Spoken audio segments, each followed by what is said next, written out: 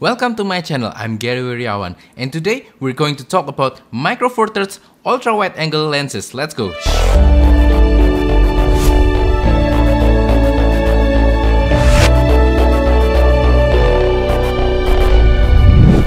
So in today's video, I'm gonna show you 6 different ultra wide angle lenses for Micro Four Thirds camera. And stay until the end of the video because then I will tell you my personal favorite lens as well as my recommendation for you depending on your needs. Alright, let's continue with the video.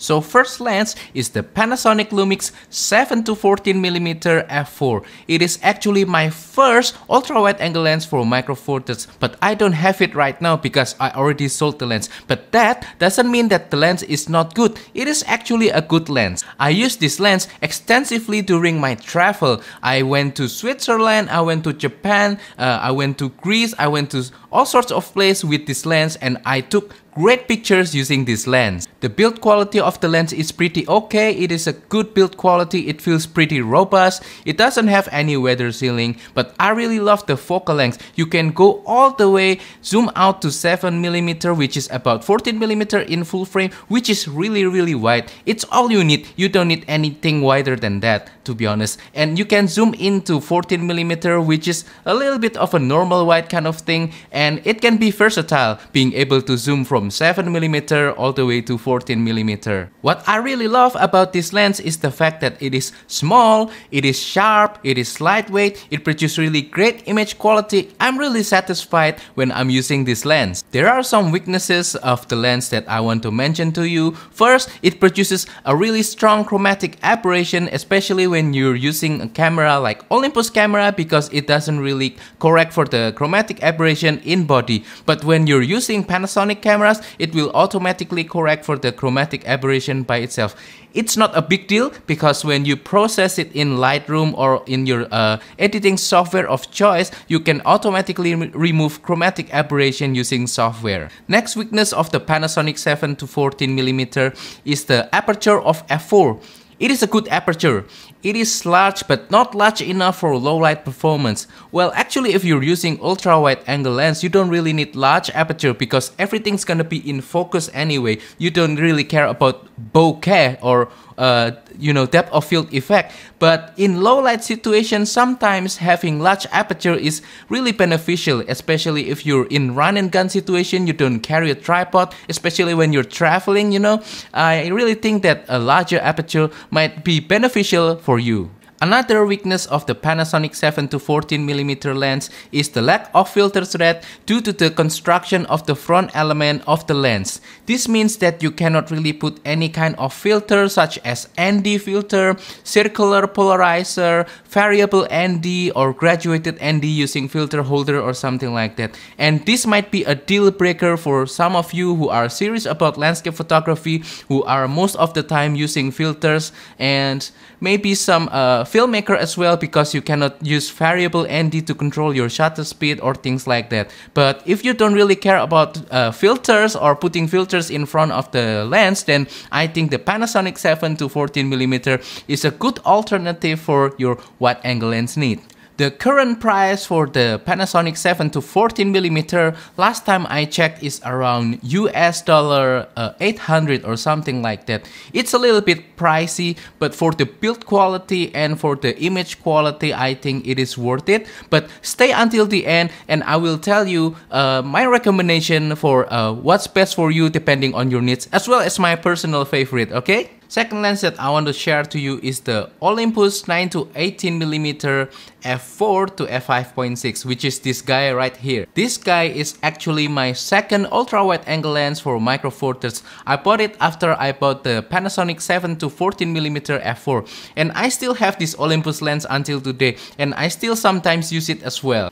I also brought this lens to many places when I travel, such as to New Zealand, as well as to Finland, as well as to China. So this lens already traveled with me. This lens features a barrel locking mechanism, so that if you want to start taking picture using this lens, you have to unlock the barrel first and zoom to 9mm or all the way to whichever focal length that you want to use. And that might be a little bit of a problem if you want to do a fast run and gun wide angle style photography. but I don't really think it's an issue for me. The build quality of this lens is okay in my opinion. It's not all metal like the Panasonic 7 to 14mm or the other lenses that I will mention later on, but it's still okay in my opinion because by not using all metal construction you can save weight and it is slightly lighter than the Panasonic 7 to 14mm. Some things that I love about the Olympus 9 to 18mm lens is the fact that it is small, it is lightweight, it produces good image quality, and the fact that it has filter thread in the front element of the lens, which is a good bonus for me. The presence of the filter thread on this lens is the reason why I bought this lens even though I already have the Panasonic 7 to 14mm. But stay until the end of the video so you will know my recommendation for which lens that will suit you the best for your needs, as well as my personal favorite. There are some weaknesses when it comes to the Olympus 9 to 18mm. First, the image quality, although it is good, the corners are a little bit soft in my opinion, or maybe it's my copy of the lens anyway. The aperture f4 at 9mm and f5.6 at 18mm is also not large in my opinion. And once again, it depends on your need. If you don't really need large aperture, if you don't really do a lot of low light photography using your camera, then I think this lens will be fine. Another weakness, 9mm is not wide enough for me sometimes. When I travel to New Zealand, 9mm can get a lot in the frame, but sometimes you still miss out a little bit of the foreground or a little bit of the background or something far away or something like that. So I really think that 9mm can be limiting if you are really into ultra wide photography, but this lens can zoom in all the way to 18mm, which is a classic street photography focal length, and that really makes up for it, which means there's probably one lens that you can leave at home, you don't need to carry because it can cover all the way to 18mm. With that said, right now, the last time I checked the price on Amazon, this lens is about $600, which is kind of cheap. Not really that cheap anyway, but this is almost like the budget option for ultra wide angle lenses for Micro Four Thirds. So stay until the end and you'll hear my recommendation about which lens might suit you the best depending on your needs, as well as my own personal favorite. Alright, let's move on with the next lens. This is the Laowa 7.5mm f2 made by Venus Optics. This is my third ultra wide angle lenses that I bought for my Micro Four Thirds system, and I still have it until today.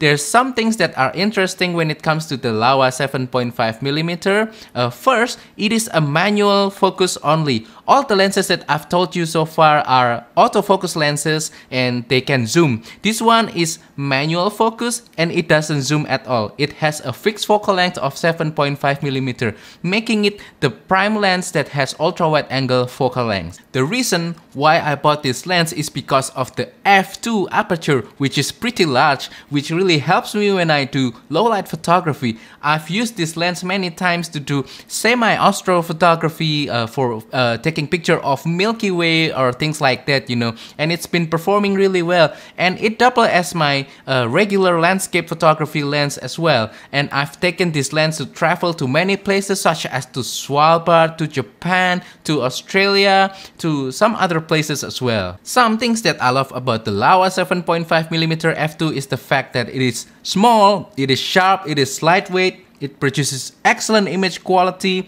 The large aperture of f2 really helps when it comes to low light. It has filter threads, and the price last time I checked is about $500, so it's not really that expensive for a large aperture ultra wide angle lens. The focal length 7.5mm is not too different when compared to 7mm of the Panasonic 7 to 14mm. I've compared both focal lengths. There's not significant difference between these two lenses, and I think I can just live with the Laowa lens without the Panasonic 7 to 14mm. There's only one weakness of the Laowa 7.5mm lens, and that, as you already probably guessed, is the fact that it's a manual focus only lens. There's no autofocus with this lens, but because it's an ultra wide angle lens, the hyperfocal distance, meaning the range between the things that are in focus, is pretty wide, it's pretty large, so you can have anything between 4 to 5 meters all the way until infinity in focus using this lens, even at f2, which is the largest aperture. It might take some learning if you're switching from autofocus lens to manual focus lens, but I don't think it's difficult at all. It only takes a couple of days for me to really understand how to manual focus properly using this lens. There's one more weakness when it comes to the Laowa lens, and it's not really a major weakness, it's just something that I notice a little bit different when compared to my Olympus or my Panasonic 7-14mm, and that is the presence of vignetting on the edges of the frame when you're shooting at larger aperture using this lens. To be honest, for me the vignetting issue of the Laowa is not really an issue because I'm the kind of person who likes to add vignetting anyway to most of my pictures because it really draws the attention of the viewer to the center part of the image where the main object should be. So the presence of the vignetting on this lens means that I don't have to add them in Lightroom. The next two lenses that I want to mention are lenses that I don't currently own by myself, but I've already read some reviews and I've compared the specs, and they are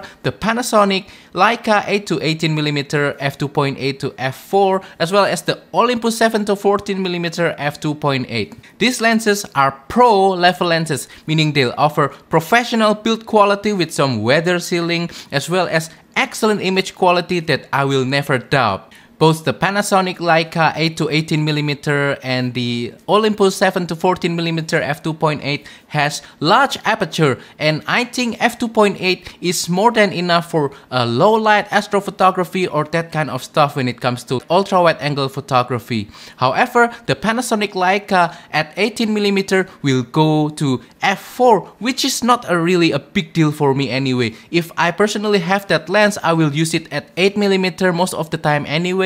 So f4 at 18mm is not really a big problem for me. The Olympus version of the 7-14mm f2.8 will stay f2.8 all the way from 7mm to 14mm. So it's a constant aperture and I really appreciate that. However, there are some weaknesses when it comes to these lenses. First, I want to talk specifically about the Olympus 7-14mm f2.8 lens. First, it doesn't have filter thread on the front element of the lens, and that is because once again, this lens features bulbous front element that is all glass, and it's almost impossible to attach filter thread without using some sort of modification of filter holder or something like that. There's a filter holder adapter that you can attach to this Olympus lens, but here where I live in Indonesia, it's nowhere to be found. So that is one problem when using the Olympus lens. Another problem with the Olympus 7-14mm f2.8 that it is large and heavy. It is a pro lens, I understand, but once again, we are micro four thirds user. We want everything to be small, lightweight, and travel friendly and all of that. But maybe it's only me, maybe some people prefer their micro four thirds camera and lens to be large, I don't really know. I prefer my lenses and cameras to be small, and I don't really want to lug around the heavy Olympus lenses when I travel. The weight difference between the Olympus 7-14mm f2.8 and the Panasonic 7-14mm f4 is about 200 grams. The Panasonic lens is about 300 grams in total weight, and the Olympus lens, the 7-14 f2.8, is about 500 something grams in terms of weight. So there's 200 grams difference, and I think it's significant enough to feel when you carry it around all day. Now when it comes to the weakness of both the Panasonic 8-18mm f2.8 to f4 and the Olympus 7-14mm f2.8 is the price. They're both expensive lens, and for a large aperture ultra wide angle lens, they're still reasonable, but they're on the expensive side, you know. They're about $1,000 to about $1,200 or something like that, which is way above $1,000. And for me personally, they're expensive, and as I'm not a pro, I cannot really justify buying a $1,000 lens if I don't have a specific use for that lens. An honorable mention is the Panasonic Leica 10-25mm f1.7. It is one of my quote-unquote dream lens. I really want to have that lens, and I want to talk a little bit about that lens right now. This is also another pro level lens, which means that you'll have weather sealing, you'll have great image quality, you have large aperture, you have all sorts of great professional features when using this lens. With the Panasonic Leica 10 to 25mm, you'll have a bonus of the 25mm on the zoom in range. You can zoom out all the way to 10mm and zoom in all the way to 25mm. The zoom range between 10 to 25 is pretty flexible. It means that you'll potentially carry less lenses and just use this one lens. That means when I'm traveling, I might just take the Panasonic Leica 10 to 25mm instead of these three lenses, the 20mm, the 12 to 35mm, the 9 to 18mm, as well as the 15mm that's currently recording this video right now. And I will have f1.7 constant aperture all the way from 10 to 25mm, which is really promising, However, after I discover about the weight of the Panasonic 10 to 25mm lens, which is about 690 grams, it is actually heavy. I might be able to save some weight by not carrying all these lenses, these little lenses that will be replaced with the 10 to 25mm. However, if you only carry the 10 to 25mm, which is 690 grams, and you carry a small body, maybe 300 grams or something like that, it'll be close to 1 kilogram, and it's pretty heavy. If you travel, you're walking around with 1 kilogram of camera gear in your body all the time, it will feel tiring.